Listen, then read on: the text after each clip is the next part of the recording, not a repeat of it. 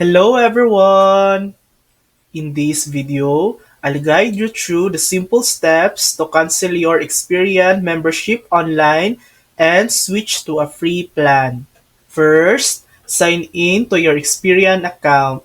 You'll be automatically redirected to your membership settings.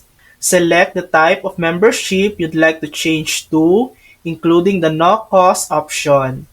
Review the benefits of the free plan, such as access to your Experian credit report, daily updates, and credit monitoring alerts. Confirm your selection to complete the cancellation and switch to the free membership. And that's it. That's how to cancel your Experian membership online and switch to a free plan. Thanks for watching! If this video helped you, please like and subscribe for more helpful tutorials.